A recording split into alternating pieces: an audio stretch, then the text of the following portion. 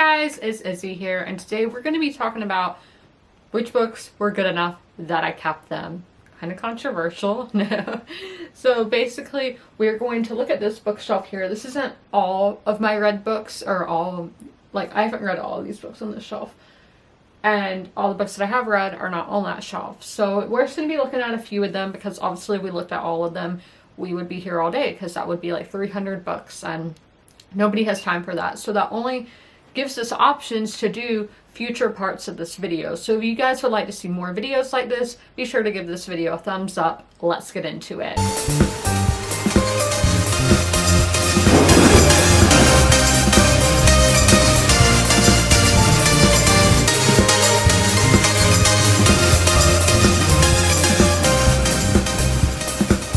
How do I decide if a book is good enough to keep? I rank books from 1 to 5 star. So if a book is 3 or higher, I most likely will end up keeping it, but not always, because some I'm just like, am I going to reread this book? Probably not. Let's pass it on to somebody else who will enjoy it. So a 3 star is not always, you're not solidified that you're going to stay on my bookshelf. And then there's some books that I give a 1 star, but I still own. Why is that?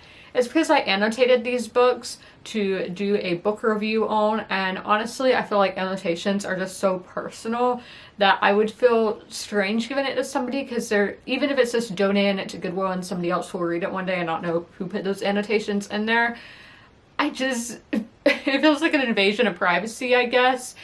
And yeah, it's just, I don't feel comfortable doing that. And at first, I didn't think you could donate books that you've written in, but I've since learned that you can. And so I've never done it, and I don't see myself doing that in the future, but I am somebody who's like, never say never, anything can happen. I could do it. Let's get over to the shelf and talk about why I kept certain books that I did. Guys, you are on my top shelf. You can see all of that behind you. The camera, the tripod, the lights. This is so crazy. So we're going to be looking at this top shelf here first. We have about 2.5 shelves that we're going to be looking at. So this is all from, let's say maybe February or March going to August. So that's our time span here. So these are all recent reads. So my thoughts are pretty, still in my head and everything. Let's turn the camera around and show y'all what we're dealing with. Okay, here's the shelf that y'all are just sitting on. I don't know if I'm going to do a bookshelf tour in the future, but again, if that's something you guys would like, let me know in the comments below, and I can definitely do that. I'm going to apologize for kind of shaky footage because I am filming this on my iPhone. Okay, so first we have a graphic novel. It's just, I really have nowhere to put my graphic novels, so I just randomly have this Batman one right there. Betty by Tiffany McDaniel. It's an obvious reason I kept this. This is the best book I've read this year so far, so it is staying on this shelf. Annihilation. This book was a gift, and that is why I kept it. And did I annotate it? I don't think so, but that book was a gift, and I always keep the books that you guys send me in the mail, because that's so special that somebody thought of me to get me something, and that always just blows my mind.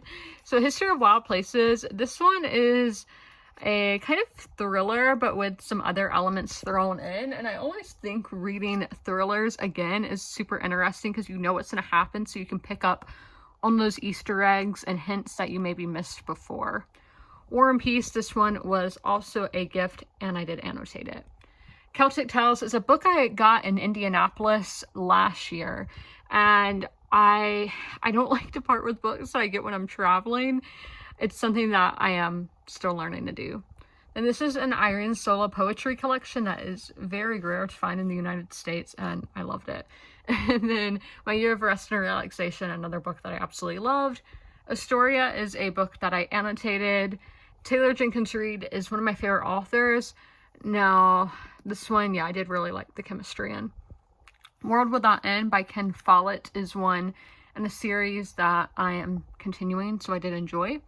Check Out 19. This is one that's definitely going to be a reread, because it was like, what did I just read?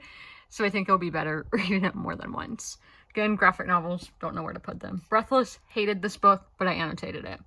A Year in the South was a gift. And then The Stardust Thief, annotated. Take a Hint, Danny Brown. That's another one in the middle of a series, but absolutely, I love that series. Highly recommend. How High We Go in the Dark is another reread that I think would be good. Best nonfiction of the year is Love, Pamela by Pamela Anderson. And then Marvelous by Molly Greeley. I don't know. We just kept it because I thought it was good. The Real Succession, another series I'm in the middle of. Anna Karenina, this edition was a gift. Taylor Jenkins Reid, again, one of my favorite authors.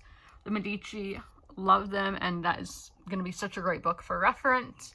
And then The Call of the Winds was like the perfect book for me at the time that I read it.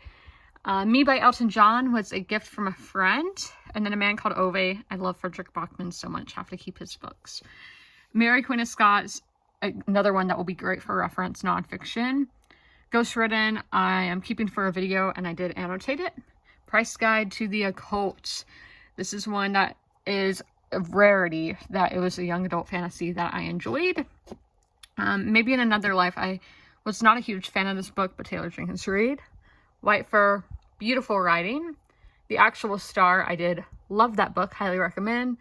And then The Accidental City, this is a book about the history of the city of New Orleans, Louisiana, and another one that will be great for reference. Us Against You by Frederick Bachman is the sequel to one of my favorite books and one of my favorite series, and this one was a 5-star. Love, comment, subscribe again for a video, and then One True Loves I did enjoy by Taylor Jenkins Reid. These are both for like reference nonfictions that I read. Washington, which will be in a video, and then The River Where America Began, also kind of a gift. I kind of stole it from my dad. Then The Many Daughters of a Fong Moy. I've been thinking about this book so much lately. So good, highly recommend. And then our last one is Living on the Borderlines by Melissa Michael. That's going to be a great one for reread and writing out a map of all the characters. So those are the books that I kept in the last 6 months that I enjoyed or maybe didn't enjoy that much. But I just felt like I had to keep on my bookshelf. How do you guys decide what books you're going to keep in Unhaul? Let me know in the comments below. If you made it through this whole video, leave any kind of like woman emoji, because that was one of those, the last book I showed you is all like at the perspectives of women. And as always, comment, rate, and subscribe. And don't forget to ring that notification bell to be notified when all my videos go live. I'll see you in the next one. Bye!